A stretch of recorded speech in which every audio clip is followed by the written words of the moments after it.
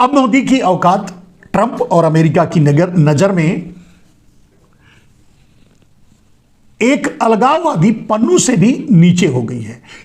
वो तो छोड़ दीजिए, उनके अपने अंबानी से भी नीचे हो गई है।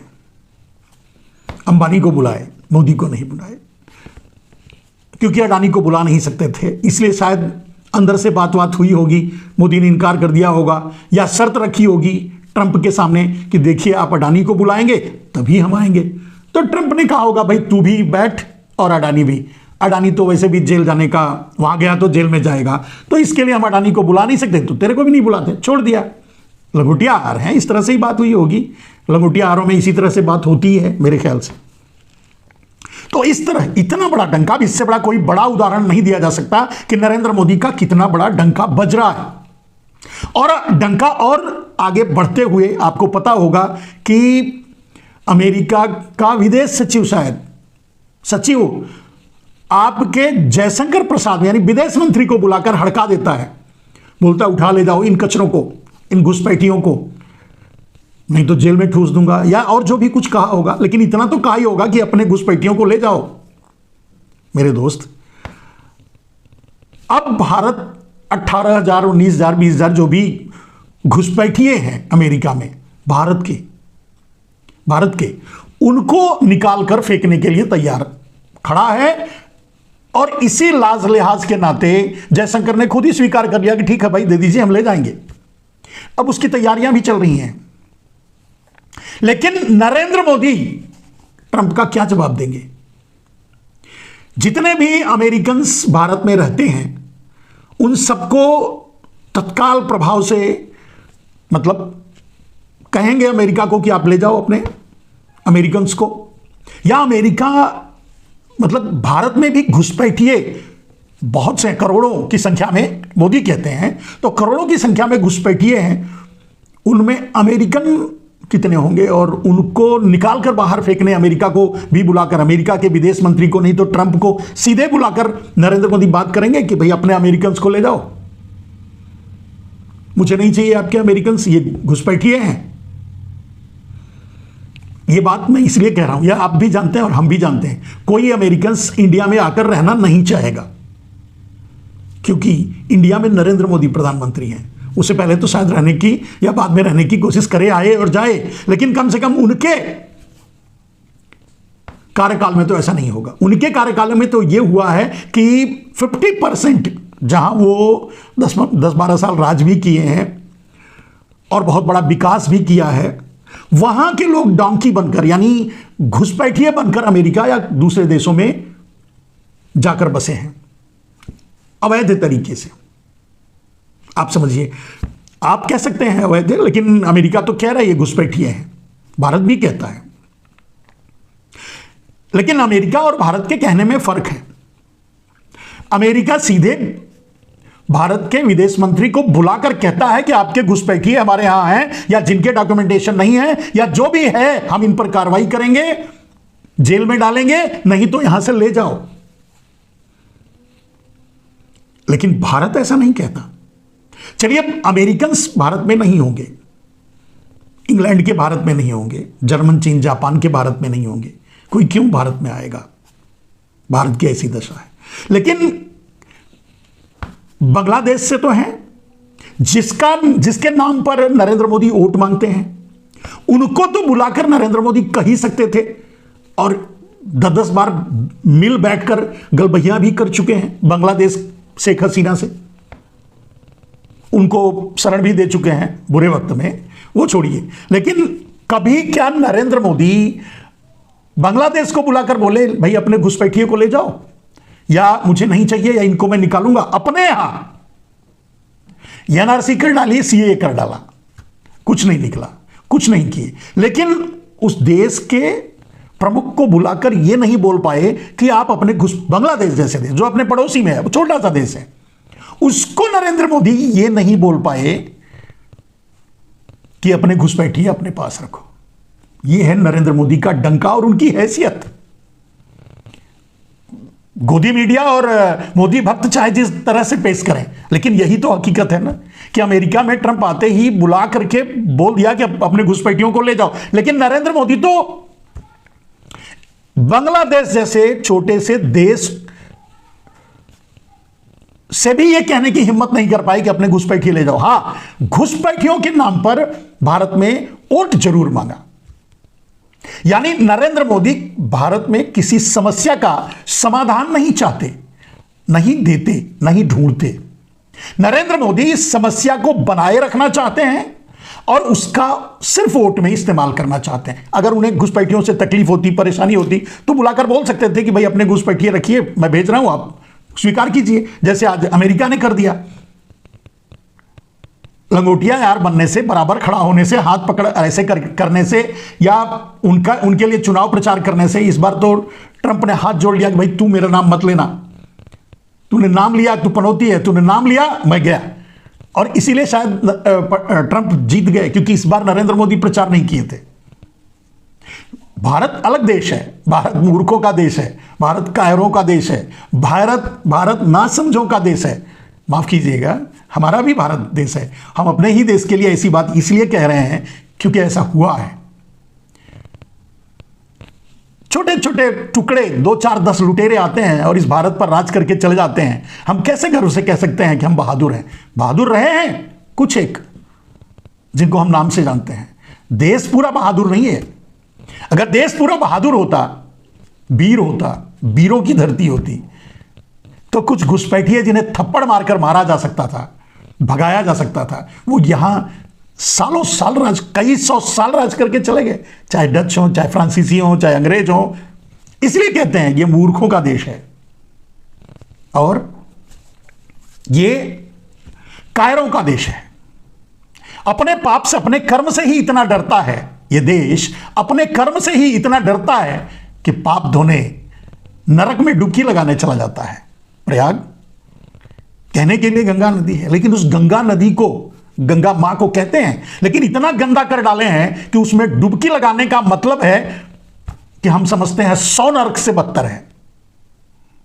अब जिनको उस नरक में डुबकी लगाने से स्वर्ग मिलता हो, मुझे तो वो, अगर उसमें डुबकी लगाने से स्वर्ग मिले तो वो भी अस्वीकार कर दूंगा। अगले जन्म में स्वर्ग मिलेगा या मरने के बाद स्वर्ग मिलेगा, नरक मिलेगा, जो मिलेगा देख लेंगे, लेकिन इस नरक में तो ना बाबा ना, जिसे इन्होंने गंदा कर दिया। और उसके नाम पर भी वोट मांगा। मैं गंगा मां को साफ कर दूंगा। गंगा मां ने मुझे बुलाया है, गंगा मां की कसम खाता हूं। गंगा में खड़े होकर इस आदमी ने झूठ बोला।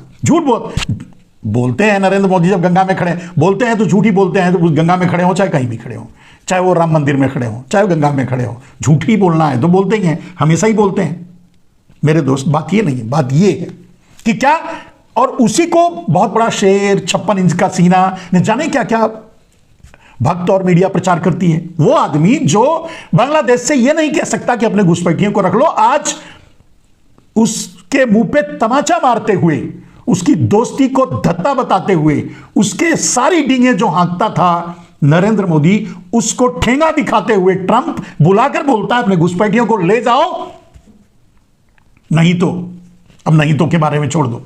मेरे दोस्त, नरेंद्र मोदी के अमेरिका की में कितना बड़ा डंका बजा इसका, इससे बड़ा कोई उदाहरण नहीं मिलेगा कि जिस फंक्शन में, मतलब उनके शपथ समारोह में अलगाववादी पन्नू को बुला लिया जाता है, लेकिन नरेंद्र मोदी के ही चहेते अडानी को, अंबानी को बुला लिया जाता है, लेकिन मोदी को नहीं बुलाया जाता। मेरा एनालिसिस यही है कि मोदी से पूछे होंगे, मोदी ने खुद शर्त रखी होगी, अडानी को बुलाओगे तो हम आएंगे। अडानी ने कहा होगा, देख तू नहीं जाना जब तक मैं नहीं बोलूंगा, मुझे बुलाएंगे तब तू चलना। नहीं बुलाए ट्रंप, अडानी को भी नहीं बुलाए, तो ये भी नहीं गए, मतलब बुलाए ही नहीं, मना ही कर दिया, मत बुलाना, इज्जत बची रह जाएगी, क्योंकि अडानी है, मेरा मालिक है, निकाल देगा नौकरी से तो क्या करूंगा, प्रधानमंत्री मैं थोड़ी हूं, तो वही है, सब कुछ जो है वो अडानी है। ये तो दुनिया जानती है, हम भी जानते हैं, आप भी जानते हैं। अडानी के चौकीदार हैं नरेंद्र मोदी, अडानी के सर्वेंट्स हैं, सीईओ की तरह काम करते हैं बिजनेस ढूंढने में। यही है औकात नरेंद्र मोदी की, यही है ताकत नरेंद्र मोदी। औकात आपने अमेरिका में देख ली पन्नू के सामने, एक अलगाववादी के सामने, और हिम्मत आपने देख ली कि बांग्लादेश से यह भी नहीं कर सके कि अपने, जो आज ट्रंप ने इतनी आसानी से ठोक दिया, कह दिया। बात यही नहीं रुकती मेरे दोस्त। नरेंद्र मोदी को किस आधार पे लोग शेर ये वो कहते हैं, 56 इंच का सीना कहते हैं। नरेंद्र मोदी हर मुद्दे की बात करते हैं। आपको पता होगा कि सबसे बड़ा मुद्दा था और सबसे बड़ा लाइमलाइट में अपने आप को रखा था, लाया था नरेंद्र मोदी ने। कहा था चीन को लाल आंखें दिखानी चाहिए। बाद में झूला झुलवाए, नगाड़ा बजाए, वहां जाके नगाड़ा बजा के आ गए।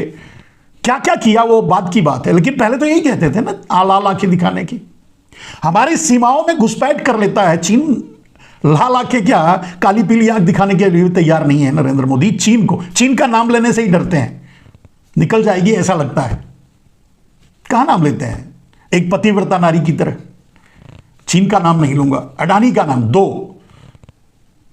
इन दोनों का नाम नहीं लेते, एक टिपिकल भारतीय नारी की तरह।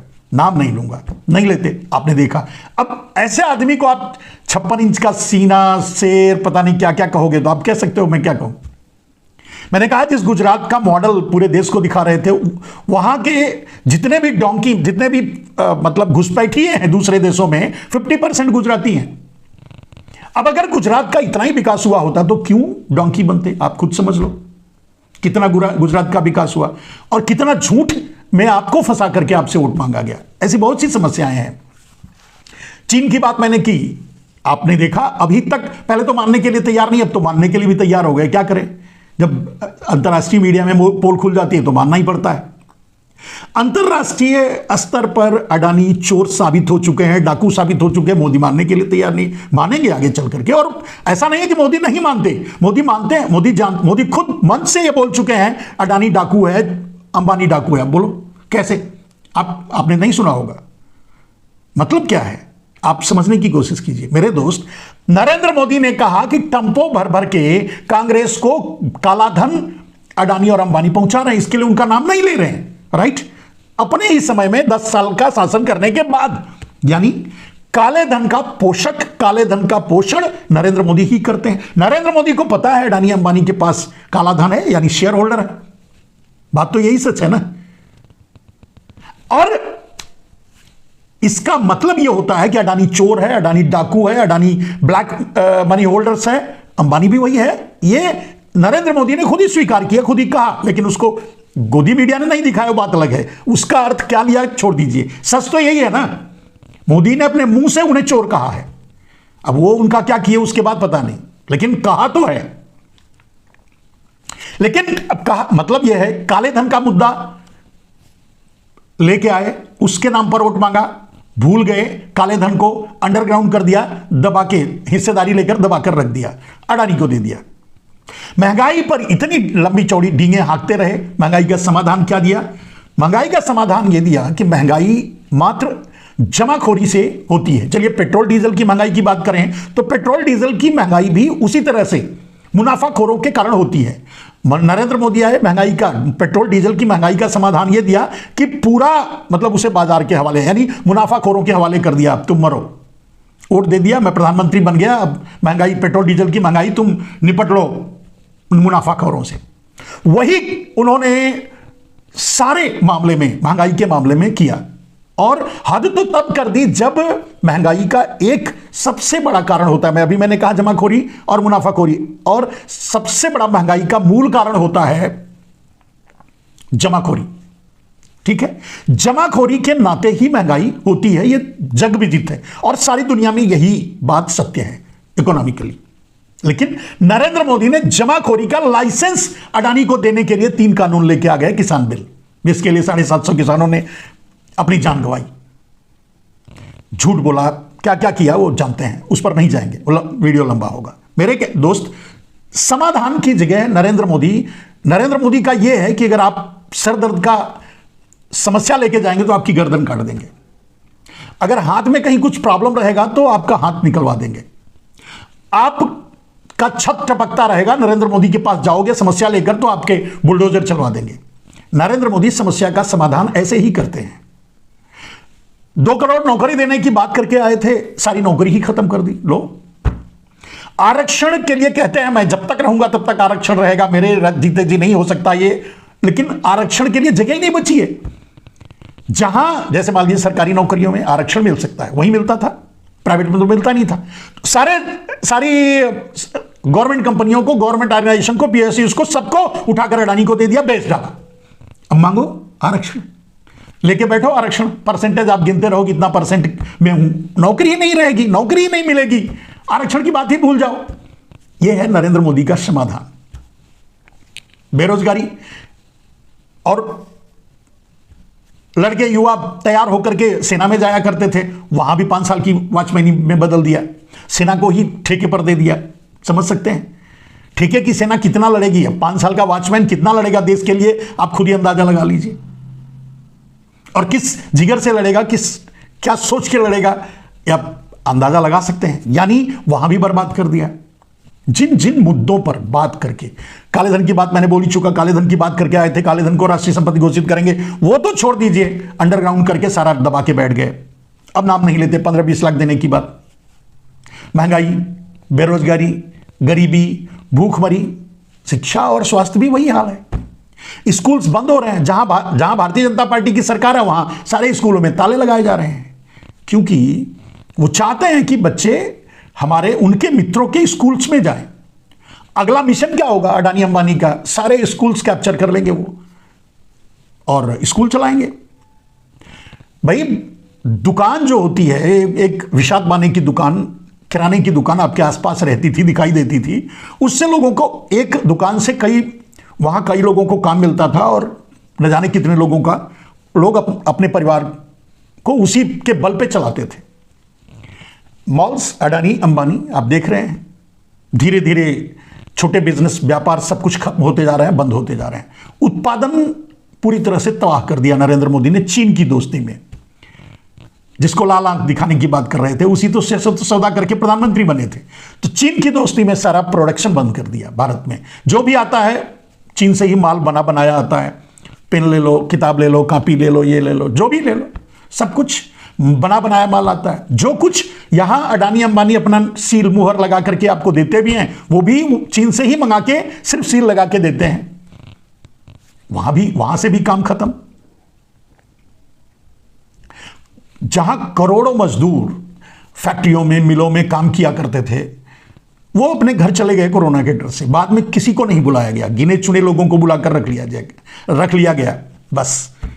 और लेकिन उनका उत्पादन, उनका प्रोडक्शन, उनका जो प्रॉफिट है वो दिन दूना रात चौगुना हो रहा है। अडानी को तो आपको पता ही है कि उसी कोरोना के पीरियड में इतने बड़े धनी बन गए कैसे।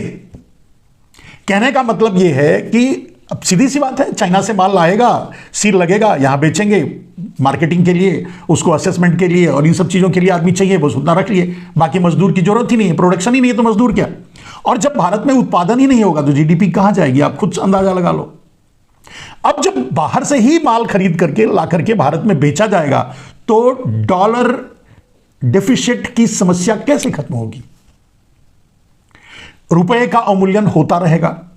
रुपए का अवमूल्यन 2 कारणों से होता है। एक तो सब कुछ आप डॉलर में खरीदते हैं और जब सब कुछ विदेश से ही लाकर यहां बेच रहे हैं तो डॉलर की कमी रहेगी, यानी रुपए का अवमूल्यन होगा। दूसरा, जब आप कर्ज लेते हैं तो आप अपने रुपए के अवमूल्यन को स्वीकार करके ही कर्ज लेते हैं, विश्व बैंक से या और विदेशी बैंकों से। यह तो सब दुनिया को ही मालूम है, सबको मालूम है। मेरे दोस्त, कहने का अर्थ यह है कि नरेंद्र मोदी का डंका नहीं बज रहा है, नरेंद्र मोदी ने लंका लगा दी भारत की।